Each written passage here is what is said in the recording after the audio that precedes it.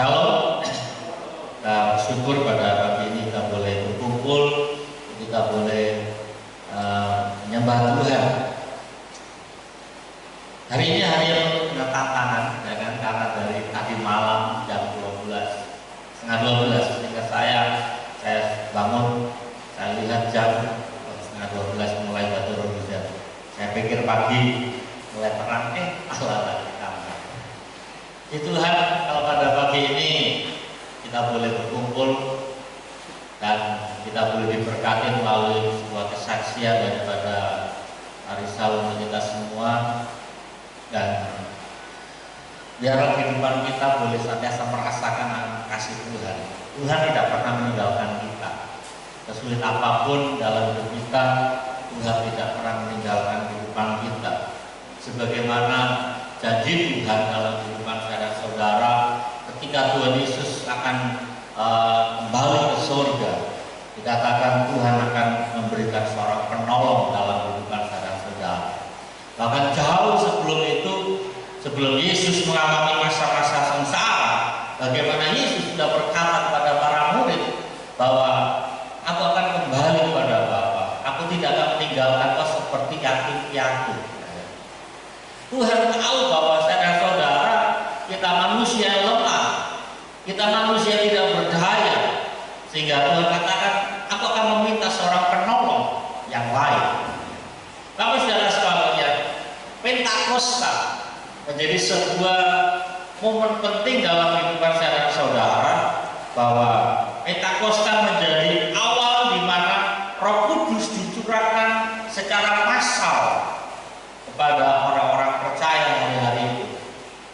Tadi pagi saya bikin status di WA saya, gambar api, kemudian ada tulisan seperti itu, Pentakosta.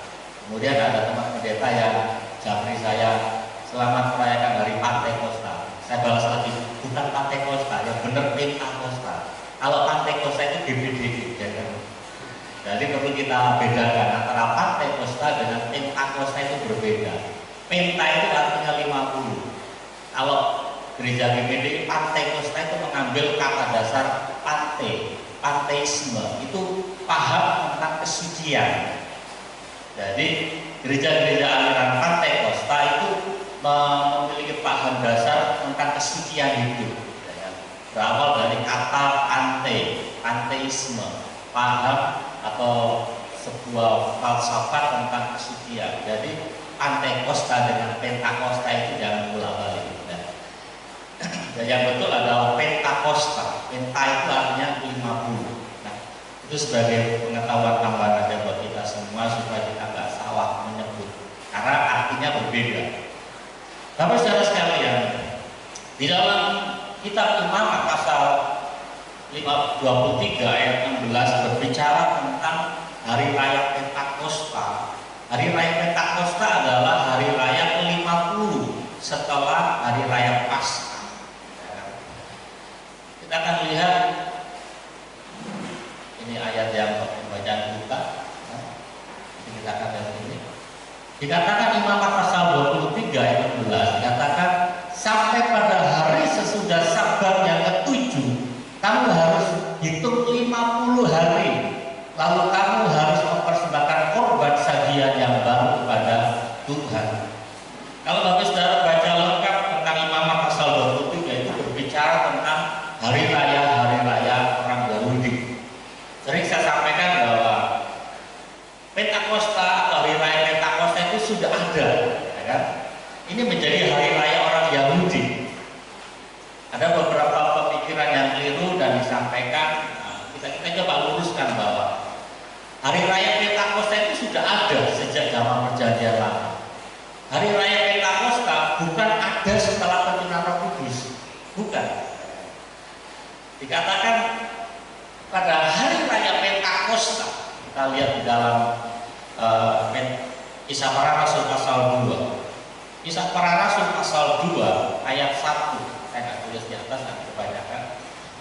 Dikatakan ketika tiba hari Pentakosta, ya kan, semua orang percaya berkumpul di satu tempat. Nah, artinya seperti kemarin dikatakan pada hari raya Idul Fitri banyak orang akan mudik, ya kan? Bukan berarti orang mudik terjadi Idul Fitri, enggak kan? Idul Fitri sudah ada duluan, baru orang mudik gitu loh. Nah, hal yang sama juga dengan Pentakosta. Hari raya Pentakosta dikatakan ini sudah ada gitu. Ketika hari raya Pentakosta, ayat 1 katakan semua orang percaya berkumpul di satu tempat. Di mana? Yerusalem. Karena ini menjadi sebuah perintah bagi seluruh umat Israel kemanapun mereka pergi. Mereka pada hari-hari tertentu, hari raya Pentakosta, dan nanti puncaknya itu di hari raya pendamaian. Dikatakan semua orang Israel yang pergi merantau ke bangsa-bangsa, mereka yang tersebar di bangsa-bangsa, mereka harus kembali. Bahasa kita, mereka harus mudik ya, pada hari raya Pentakosta. Dan nanti puncaknya itu pada hari raya pendamaian, untuk mereka mempersembahkan korban. Nah, Bapak saudara sekalian,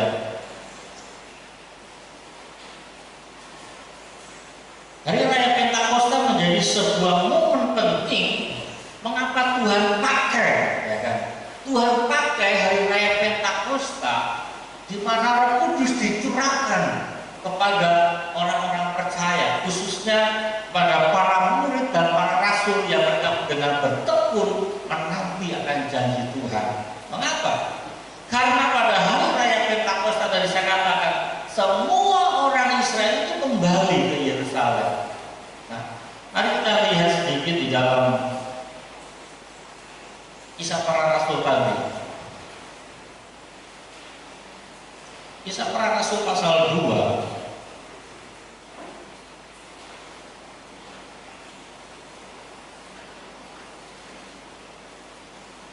ayat yang mulai ayat yang 5 saya baca untuk kita semua. Dikatakan waktu itu di Yerusalem diam orang-orang Yahudi yang saleh, ya, dari segala bangsa. Perhatikan, orang-orang Yahudi yang saleh dari segala bangsa di bawah kolong langit. Ketika turun bunyi itu berkerumunlah orang banyak. Mereka bingung karena mereka masing-masing mendengar rasul-rasul itu berkata-kata dalam bahasa mereka sendiri. Mereka semua tercengang-cengang dan heran, lalu berkata, bukankah mereka semua berkata-kata itu orang Galilea? Bagaimana mungkin kita masing-masing mendengar mereka berkata-kata dalam bahasa kita sendiri, yaitu bahasa yang kita pakai di negeri asal kita. Kita orang Partia, Media, Elam, penduduk Mesopotamia, Yudea dan Kapadokia, Pontus dan Asia, Frigia dan Pamfilia, Mesir dan daerah-daerah Libya yang berdekatan dengan Kirene, pendatang-pendatang dari Roma, baik orang Yahudi maupun penganut agama Yahudi, orang Kreta dan orang Arab. Kita mendengar mereka berkata-kata dalam bahasa kita sendiri tentang perbuatan-perbuatan besar yang dilakukan Allah. Sampai situ dulu.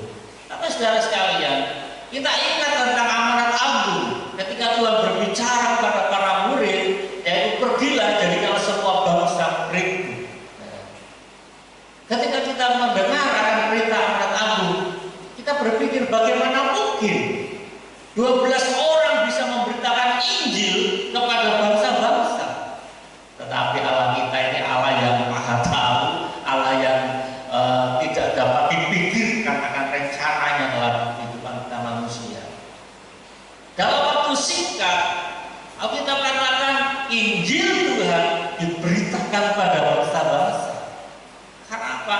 Pada hari raya Pentakosta tadi saya katakan orang-orang Israel yang merantau dari Partia, mereka yang merantau dari Roma dan segala bangsa-bangsa lainnya, mereka berkumpul di Yerusalem. Tadi sudah kita baca. Bagaimana mungkin, ya kan? Bagaimana mungkin mereka bisa berkata-kata bahasa kita? Mereka semuanya ini orang Galilea. Mereka nggak pernah merantau ke daerah kita seperti kita. Mereka bingung. Bapak saudara sekalian, ini menjadi sebuah momen penting dalam rencana Tuhan yang besar. Tuhan pakai hari raya Pentakosta untuk menyampaikan akan kabar keselamatan daripada Tuhan.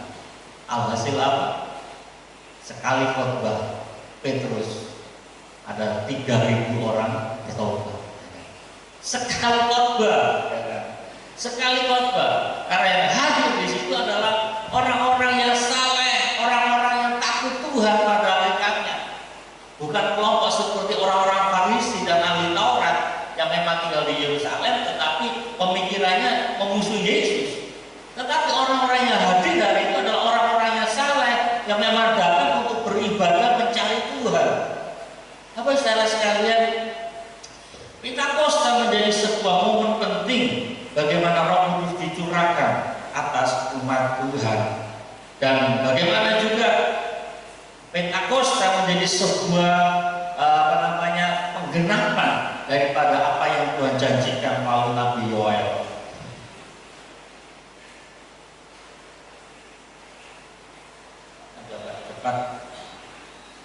Ada beberapa hal yang perlu kita pelajari pada pagi ini. Dikatakan, kemudian daripada itu akan terjadi bahwa aku akan mencurahkan rohku ke atas semua manusia. Maka anak-anak laki-laki dan perempuan akan bernubuat, orang-orangmu yang tua akan mendapat mimpi, teruna-terunamu akan mendapat penglihatan-penglihatan.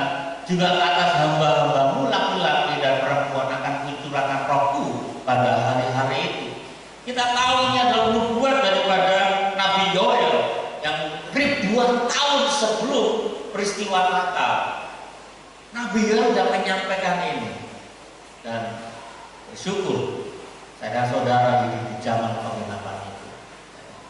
Mungkin beberapa waktu lalu kita sudah mendengar bahwa ada seorang anak kecil yang dari Manado, ya kan? Bagaimana anak ini bisa menyampaikan firman Allah, dia mendoakan orang, ya. Padahal dia masih kanak-kanak. Nah, dan hal ini menjadi sebuah penggenapan dalam kehidupan kita hari-hari ini. Nah, tapi saudara sekalian, Roh Kudus diberikan kepada orang percaya sebagai pribadi penolong, agar setiap orang percaya di dalam menjalani imannya ia tidak sendiri. Namun ada pribadi yang penolong. Tadi kalau kita mendengar kesaksian daripada Pak Rizal, bagaimana dia lahir sendiri, ya kan? Dan itu adalah situasi yang sulit. Dan kadang-kadang kita juga dalam kehidupan kita, meskipun kita punya orang tua, kadang-kadang kita merasa sendiri. Apalagi kalau kita menghadapi masalah, ya kan, kita ada pergumulan-pergumulan, orang lain merasa jauh banget. Kita ada di banyak kerumunan orang, tapi kita merasa sendiri, kita merasa kecil, kita merasa nggak berharga. Kita lihat kesuksesan orang, oh iya memang dia, ya kan? Tetapi Pentakosta bagi kita hari-hari ini berbicara bagaimana ada pribadi Allah. Dan ini bukan pribadi manusia, tapi Roh Kudus adalah pribadi Allah yang diberikan kepada saya dan saudara, khusus bagi orang-orang percaya, bukan kepada dunia, khusus kepada orang-orang percaya. Nah, tapi saudara sekalian, lalu apa makna dalam kehidupan kita hari-hari ini? Kalau berbicara Pentakosta, kalau berbicara tentang Roh Kudus, saya udah tahu tuh Pak, udah paham saya. Tetapi pada saat saya merenungkan, mempersiapkan firman Tuhan ini, saya berpikir kalau apa yang dapat mengingatkan kita sebagai orang-orang percaya, hal-hal apa yang bermakna dalam kehidupan saya dan saudara di dalam mengingat atau merayakan Pentakosta. Pertama yang perlu kita renungkan adalah bagaimana Roh Kudus dapat menyalakan, bukan mesalahkan, ya, menyalakan. Menyalakan itu menghidupkan. Menghidupkan atau menyalakan semangat yang ada. Kita lihat di dalam Kisah Para Rasul tadi, dikatakan, maka bangkitlah Petrus berdiri dengan ke-11 rasul itu, dan dengan suara nyaring, dengan kata-kata dengan suara nyaring, ia berkata kepada mereka, hai kamu orang-orang Yahudi, dan kamu semua yang tinggal di Yerusalem, ketahuilah dan camkanlah perkataanku ini. Bapak saudara sekalian,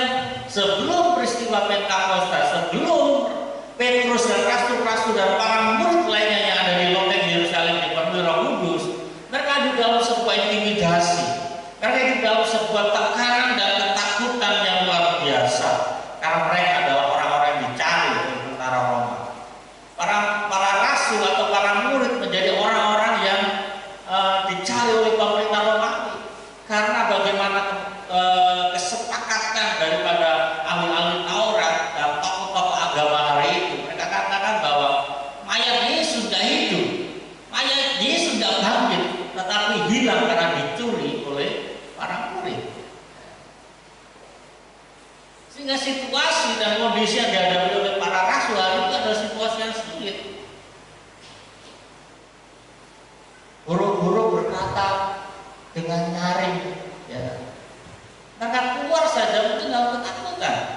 Semangat mereka hilang, mereka tidak ada lagi harapan. Tetapi ketika Roh Kudus memenuhi kehidupan mereka, ketika Roh Kudus membangkitkan semangat mereka, nggak usah didorong-dorong lagi, nggak usah diperintah-perintah lagi. Kita katakan lalu bangkitlah Petrus yang berdiri menyampaikan akan firman Allah kepada orang banyak yang hadir pada hari ini. Tidak ada lagi rasa ketakutan dalam diri mereka, tidak ada lagi rasa tertekan dalam dirinya. Tapi saudara sekalian, ketika Roh Kudus memenuhi kehidupan daripada Petrus dan kawan-kawan, tadi sudah saya katakan bahwa hari itu terjadi sebuah pertobatan massal. Hari itu terjadi sebuah rasa duka yang dalam secara rohani. Orang-orang katakan, lalu bagaimana? Apa yang harus kami perbuat? Ya.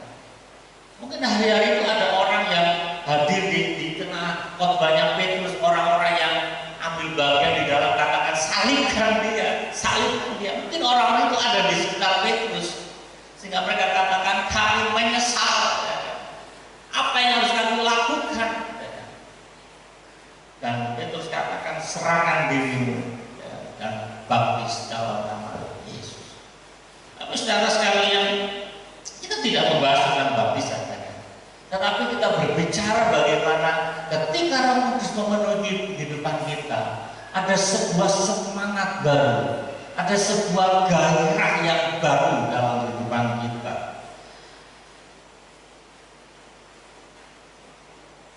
Di dalam Yohanes pasal 16 ayat yang ke-7 dikatakan, ini kata-kata Tuhan, namun benar yang kukatakan ini kepadamu adalah lebih berguna, perhatikan ini, adalah lebih berguna bagi kamu jika aku pergi. Ya. Mungkin hal ini yang kita tidak mengerti. Yesus katakan adalah lebih berguna kalau aku pergi. Ya. Karena apa dikatakan? Sebab jika aku tidak pergi, penghibur itu tidak akan datang kepadamu. Tetapi jika aku pergi, aku akan mengutus dia kepadamu. Di dalam bahasa Yunani penghibur memakai kata nama gereja kita, yaitu Parakletos. Atau terbalik ya, gereja kita pakai nama Parakletos. Ya kan? Parakletos memiliki arti penghibur, ya kan? Memiliki arti yang lain juga penolong. Itu dari bahasa Yunani. Nah, tapi saudara sekalian, ketika Yesus kembali ke surga, dikatakan penolong itu Parakletos diberikan kepada saya dan saudara. Untuk apa? Jelas namanya penghibur yang menghiburkan hati kita yang sedang susah. Namanya Parakletos, penolong, akan menolong saya dan saudara. Dan mungkin kita katakan, mengapa Yesus katakan adalah lebih baik?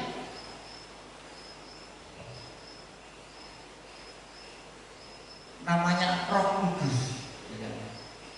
Kita ingat suatu saat Yesus katakan, Ia akan menyertai kamu dan tinggal di dalam. Dikatakan Roh Kudus tidak sekedar menyertai. Kalau menyertai itu artinya kan ikut, gitu. Seperti pasukan pengawal itu kan ikut mana Jokowi jalan ya ikut, gitu kan. Tetapi kalau namanya Roh Kudus, dia tinggal di dalam, artinya tinggal di dalam hati kita.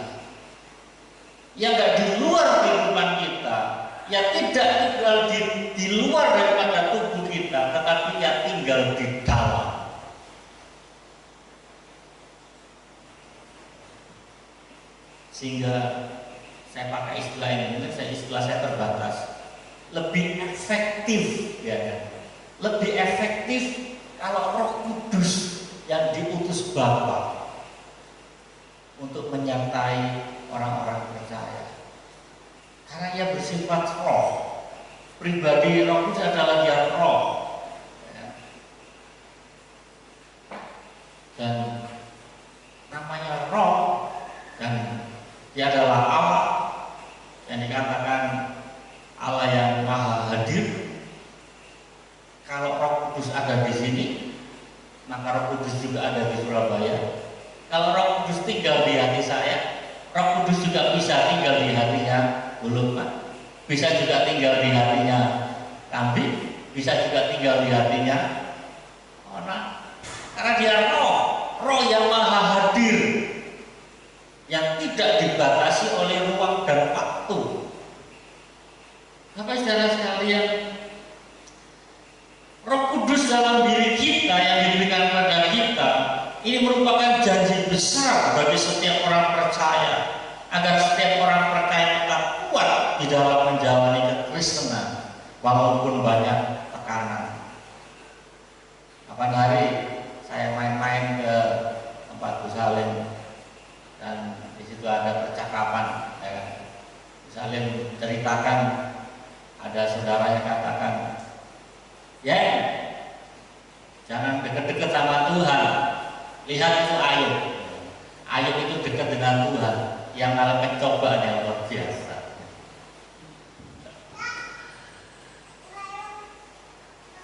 Firman Allah kalau dikatakan separuh, saya katakan itu menyesatkan. Ya kan? Saya ulas sekali lagi, kalau firman Allah disampaikan separuh itu menyesatkan. Orang hanya melihat bagaimana penderitaan Ayub karena dia dekat dengan Tuhan.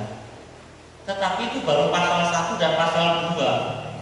Coba perhatikan pasal 3, 4, 5, 6 sampai dengan pasal 42. Bagaimana Tuhan membela Ayub, bagaimana Tuhan memulihkan keadaan Ayub, bagaimana hanya doa Ayub yang didengar Tuhan, gitu loh. Kadang-kadang orang hanya membaca pasal 1, pasal 2. Oh, ini karena Ayub dekat dengan Tuhan, makanya dia dicobai. Titik. Coba baca terus, itu baca terus pasal 3, 4, 5, 6, 7, 8 sampai dengan pasal 42.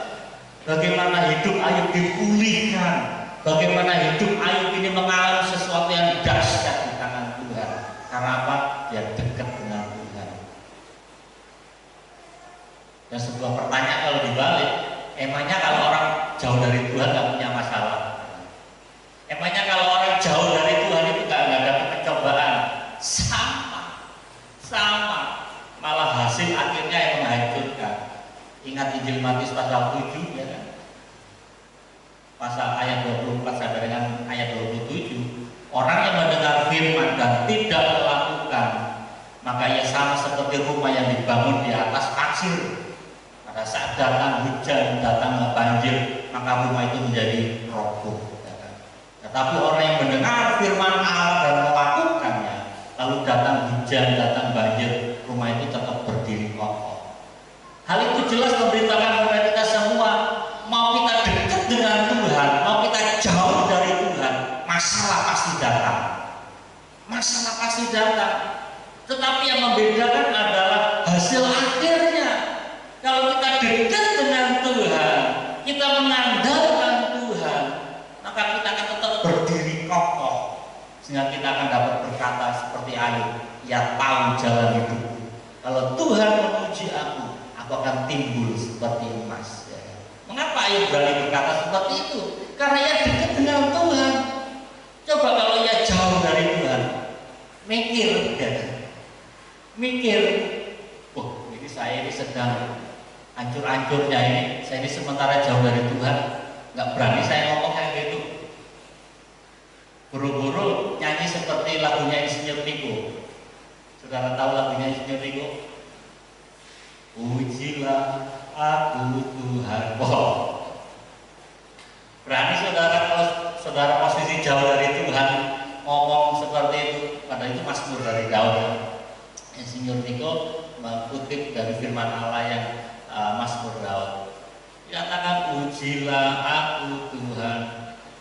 Nggak usah minta, kita diuji aja udah termehek-mehek ya kan. Cobalah aku Tuhan. Oh, sudah remuk duluan kita. Mengapa pemazmur berani berkata seperti itu? Karena ia tahu Daud ini dekat dengan Tuhan. Hatinya ini berpaut dengan Tuhan. Mazmur Daud katakan 7 kali dalam sehari aku memuji-muji Tuhan. Makanya dia berani katakan ujilah aku Tuhan. Lah kita sehari berapa kali memuji Tuhan? Tadi pagi kita bangun memuji Tuhan. Ya. Dekat dengan Tuhan, hidup bersama dengan Tuhan, hidup di dalam pimpinan Roh Kudus akan menjadi sebuah jaminan untuk kita tetap kuat di dalam menghadapi sebuah tekanan dalam kehidupan kita. Pada saat kita lemah, Roh Kudus akan menguatkan kita. Pada saat kita ini dalam sebuah kedukaan karena masalah kita, dikatakan Roh Kudus, Parakletos itu menghibur kita. Saat kita menjadi padam semangat kita, Roh Kudus membangkitkan semangat itu lagi. Bahkan saya katakan pada saat kita jatuh pun, ya Parakletos siap menopang memulihkan kita. Itu janji Tuhan.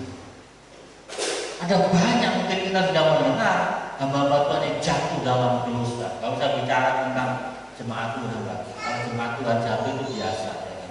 Tapi kalau hamba Tuhan jatuh, saudara pernah dengar hamba Tuhan namanya Benny? Kurang apa dia? Sampai dia menerbitkan sebuah buku yang namanya Selamat Pagi Roh Kudus. Karena apa? Ia berbicara dengan Roh Kudus itu seperti saya bicara dengan saudara. Kurang hebatnya apa hamba Tuhan ini? Tapi suatu saat istrinya menggugat cerai. Kurang apa? Emangnya Roh Kudus nggak pernah ngomong sama Benny, Benny itu istrimu punya masalah loh. Ya. Sampai pada akhirnya Benny digugat sama istrinya. Benny manusia biasa, sama seperti kita. Sama seperti firman katakan Elia manusia biasa. Hari ini ia berdoa, Tuhan jangan turunkan hujan. Tuhan, hujan nggak turun selama 3 tahun. Tetapi pada saat dia dikatakan sama siapa? Sebel, besok kalau aku masih melihat itu mukanya si Elia, jangan panggil aku. Apa yang dilakukan oleh Elia? Ya ngakir lari. Ya. Akhirnya dia katakan nama Tuhan, kalau seperti ini lebih baik aku mati. Ini nabi gede loh. Ya. Nabi yang dahsyat. Dia berdoa, hujan turun, hujan turun. Ya. Kalau hari ini hujannya reda, ya memang sudah waktunya reda. Ya. Bukan kalau saya berdoa, supaya reda, enggak. Hidup kita mungkin nggak sehebat Elia, tetapi Elia yang hebat seperti itu, yang pun pernah mengalami masa tertekan yang luar biasa, yang mengalami masa-masa sulit. Tapi saudara sekalian, tetapi bersyukur pada Roh Kudus. Roh Kudus diberikan kepada saudara-saudara untuk berbicara, memulihkan segala kehidupan kita, apapun kondisi kita. Tadi kita sudah dengar sedikit kesaksian daripada Marisa, bagaimana Roh Kudus berbicara. Itu salah satu peranan. Ya. Saya nggak bayangkan kalau Roh Kudus nggak berbicara. Mungkin kita hanya baca di media, di stadion ada mayat nggak dikenal, gitu ya. Paling itu aja ujungnya. Tetapi bersyukur ada pribadi Roh Kudus yang berbicara dalam hidup Marisa, sehingga kita nggak dengar berita di stadion ada mayat, ya kan? Karena peranan Roh Kudus dalam kehidupan kita orang percaya mampu membangkitkan semangat lagi, membangkitkan api yang padam dalam kehidupan kita. Perkara yang kedua yang perlu kita mengerti, makna Pentakosta dalam kehidupan kita orang percaya adalah hidup di dalam sebuah persekutuan. Di dalam Kisah Para Rasul pasal 2 ayat 42 dikatakan, mereka bertekun dalam pengajaran rasul-rasul dan dalam persekutuan, dan mereka selalu berkumpul untuk memecahkan roti dan berdoa. Bapak saudara sekalian, berbicara persekutuan ini sebenarnya bukan sesuatu yang asing dalam kehidupan kita orang-orang percaya. Bapak saudara sekalian, ancaman di dalam kekristenan adalah ketika kekristenan sudah mulai merasa dingin. Saya pelan-pelan di sini supaya kita tidak salah paham. Ketika kekristenan merasa tidak ada lagi adanya sebuah kerinduan untuk bersekutu dengan Tuhan. Kita ke gereja ya biasa gitu. Saya ke gereja ya karena saya orang Kristen. Kita pulang, kemudian bekerja. Artinya dingin gitu. Nggak ada sesuatu semangat, tidak ada sesuatu gairah di dalam hati kita. Pada saat kita menjadi kekristenan yang dingin, maka dikatakan kehidupan kita ini akan menjadi biasa. Kita bekerja, kita melakukan aktivitas kita biasa, tanpa ada sebuah dorongan daripada kuasa Roh Kudus. Sehingga suatu saat Tuhan berkata seperti ini pada jemaat di Laodikia. Lihat, aku berdiri di muka pintu dan mengetok. Jika ada orang yang mendengar suaraku dan membukakan pintu, aku akan masuk mendapatkannya dan aku akan makan bersama-sama dengan dia. Ya, bersama-sama dengan aku. Tapi saudara sekalian, sering saya sampaikan bahwa istilah makan pada saat Tuhan memakai kata makan ini berbicara tentang fellowship, persekutuan. Karena apa? Pada saat kita ini ada di bersama-sama di meja makan, kita sambil makan, minum, dikatakan ada sebuah pengajaran di dalamnya, ada sebuah nasihat, ada sebuah keakraban. Saya mau tanya, bisalah kita makan satu meja dengan orang yang kita benci? Ya? Apakah mungkin kita bisa bersendaguro dengan orang-orang yang kita musuhi satu meja dengan kita? Tidak mungkin. Kecuali kalau kita ada niat jahat, ya. Kita ada niat jahat, kita pakai makanan, kita racun itu biar dia mati kan. Tetapi bukan seperti itu prinsipnya. Makan bersama-sama dan berbicara tentang sebuah persekutuan. Karena di sebuah meja makan, di situ kita ada sampaikan pengajaran. Kita sampaikan tentang kebenaran, sama seperti sebuah keluarga kalau kumpul makan, pas makannya bersama-sama ya. Karena saya tahu tidak semua keluarga itu ada kebiasaan makan bersama. Ada banyak keluarga-keluarga kalau lapar ya nasi, mana nasinya, makan, udah makan dulu sendirian gitu. Kalau keluarga-keluarga yang terbiasa makan bersama-sama, ya, kalau bukan jam makan dia nggak akan makan. Tunggu jam makan kemudian makan bersama. Nah, biasanya di situ akan ada sharing, ada tanya jawab, ada ngobrol. Ya. Kalau itu makannya malam, maka orang tua akan tanya di mana tadi sekolahnya, di mana perkembangannya. Tempatnya di situ. Ya kan? Berbeda lagi nanti kalau orang tua, ya kan? Orang tua suami istri ngobrolnya di tempat yang lain lagi. Tapi biasanya keluarga itu ngobrolnya di meja makan, selain pada waktu santai. Nah, ketika Tuhan Yesus berbicara kepada jemaat di Laodikia, ini berbicara bagaimana Tuhan merindukan sebuah persekutuan. Karena apa? Ketika jemaat Laodikia mengalami situasi yang nyaman secara jasmani, saudara bisa lihat di dalam pasal 3. Bagaimana jemaat di Laodikia katakan, aku kaya, aku nggak kekurangan apa-apa. Ya, secara jasmani, jemaat di Laodikia adalah jemaat yang kaya. Tetapi di dalam ayat berikutnya bagaimana kata-kata Tuhan? Tetapi sebenarnya adalah miskin, kau melarat, kau buta.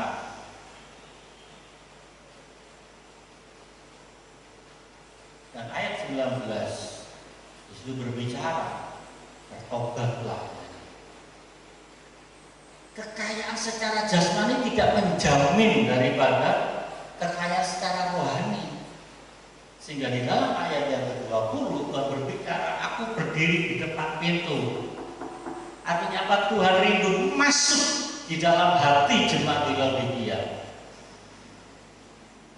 Bapak saudara sekalian, Tuhan rindu bahwa jemaat di Laodikia tidak hanya kaya secara jasmani, tetapi mereka juga menjadi kaya secara rohani.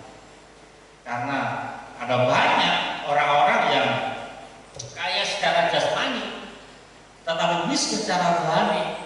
Karena apa? Mereka kaya hanya untuk kepentingan diri sendiri, ya.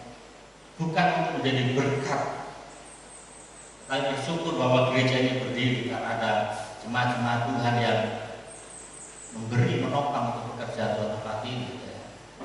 Tapi saudara sekalian, hal yang sama juga Tuhan sampaikan kepada orang muda yang kaya, ya.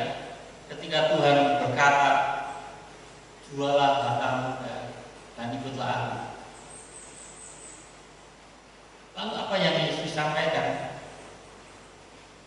Wah, kalau masuk surga urusannya seperti ini, ya kan? Para murid katakan, siapa yang bisa? Gitu. Siapa yang sanggup? Tetapi ketika Roh Kudus memenuhi kehidupan seseorang, maka tidak ada perkara yang mustahil bagi setiap orang percaya. Tapi saudara sekalian, di dalam Injil Matius pasal 24 juga berbicara, dan karena makin bertambahnya kedurhakaan, maka kasih kebanyakan orang akan menjadi dingin. Ini sisi yang lain. Seseorang kehilangan kasih yang hangat, seseorang menjadi dingin kasihnya karena ada banyak pergumulan, ada banyak tekanan-tekanan di dalam kehidupan. Ayat ini berbicara tentang hidup kekristenan di akhir zaman. Bagaimana ada banyaknya nabi-nabi palsu, ada banyaknya orang-orang Kristen yang mengalami intimidasi, ada banyak gereja Tuhan yang mengalami situasi-situasi sulit, ada banyak orang-orang percaya yang ibaratnya dibohongi, dikerjain, mengalami situasi yang tidak adil. Akhirnya kasih kebanyakan orang jadi dingin. Ambil contoh, kita ini orang Kristen yang baik, ambil contoh kan. Kemudian datang orang ngomong sama kita, Pak, saya gini. Ujung-ujungnya dia minta tolong sama kita, dan kita bantu secara materi. Setelah itu dia hilang kemana-mana, ya kan, kita nggak tahu. Kemudian kita dengar kabar, oh hati-hati, dia itu pembohong, dia itu penipu. Maka ketika kita kena anak panah satu itu, wah, saya ini dibohongi berarti. Nggak satu anak panah nancep di hati kita. Kemudian beberapa waktu lalu datang lagi orang datang kepada kita minta bantuan. Ternyata kita juga dibohongi lagi, kita dikhianati lagi. Tep, anak panah kedua. Sudah 2 kali saya dibohongi ini, nggak mau saya lagi. Kasih menjadi dingin. Saya ingat ada sebuah cerita, saya lupa nama hamba Tuhan itu. Dikatakan suatu saat dia ini kecopetan. Mungkin saudara pernah dengar cerita ini. Orang ini pulang dari gereja, dia di perjalanan dia kecopetan. Pas di rumah, nggak ada dompet saya. Kemudian dia berdoa, Tuhan, aku bersyukur, aku hanya kehilangan uangku, aku hanya dicopet, aku bukan pencopetnya. Dia kata sama Tuhan seperti itu, Tuhan, aku bersyukur aku yang dicopet, bukan aku yang mencopetnya. Aku bersyukur aku hanya kehilangan dompetku dan uangku, aku tidak kehilangan hidupku. Bapak saudara sekalian, kehidupan kita ini senantiasa penuh dengan warna-warni kehidupan. Ada banyak corak-corak yang dapat melukai, bahkan membuat kasih kita ini menjadi dingin. Akhirnya kita enggan untuk menyatakan kasih kita kepada orang lain. Mungkin kita terlalu banyak dikhianati orang, mungkin kita terlalu sering dibohongi orang. Kapan hari saya ditelepon sama teman baik, sama-sama Bapak Tuhan, sama-sama Gesia juga. Dia panggil saya, Pak, aku ini ada acara di Palangkaraya dan ini suamiku belum gajian. Terus bisa nggak pinjam uang? Karena ini teman baik dan sudah lama dan saya kenal, rumahnya juga saya tahu, suaminya saya tahu, semuanya saya tahu. Ya udahlah, mana nomor rekeningnya? Ya kirim. Besoklah kalau suami sudah gajian saya kasih. Tunggu seminggu, 2 minggu. Datang WA-nya, Pak, maaflah belum bisa bayar. Oh ya nggak apa-apa, saya hampir lupa juga masalah kamu ya bilang. Oh puji Tuhan kalau apa itu Pak Budi lupa ya. Saudara tahu sampai saya khotbah hari ini belum dibayar. Sampai saya berdiri di sini loh, belum dibayar juga. Saya katakan puji Tuhan saja. Dan suatu saat datang lagi orang untuk minta bantuan ke saya, apakah saya menjadi dingin? Enggak, saudara.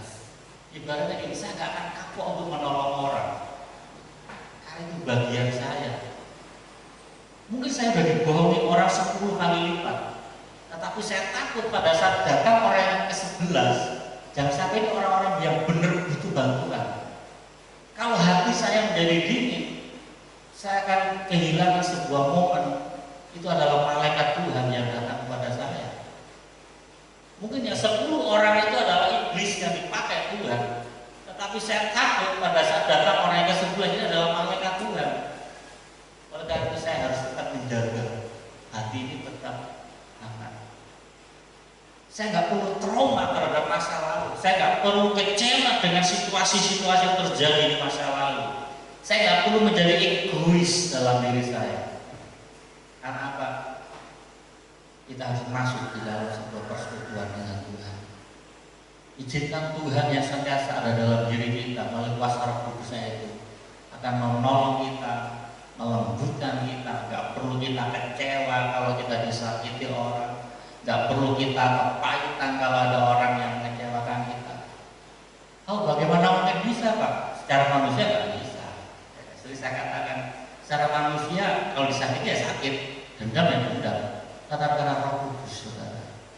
Seperti saya sampaikan, kalau bukan karena Roh Kudus, kami sudah gak melayani. Pada saat saya masih kuliah di STT Tamau, ini Bapak Belur saudara saya, dihajar orang karena saya nginjil. Tetapi apakah saya berhenti melayani? Sempat trauma saudara, sempat trauma. Dimana kita nggak trauma, orang berkampung-kampung dari bawah, dari atas gunung itu ngarak saya seperti ngarak pengantin, ya. Tetapi bukan pengantin, tapi ngarak saya dihajar habis Bapak Belur. Tetapi apakah saya berhenti melayani? Takut secara manusia, iya. Trauma sempat. Pada saat saya pulang ke Surabaya, pas waktu itu rame-ramenya sepak bola kan, bonek itu sempat deket gitu saya. Tetapi saya berdoa sama Tuhan, aku nggak mau dikuasai rasa trauma, saya nggak mau dikuasai rasa takut saya, dan saya masih bisa berdiri hari ini untuk memberitakan Injil Tuhan. Masa lalu pahit saya alami, dikhianati ya semua. Tetapi karena Roh Kudus di dalam hati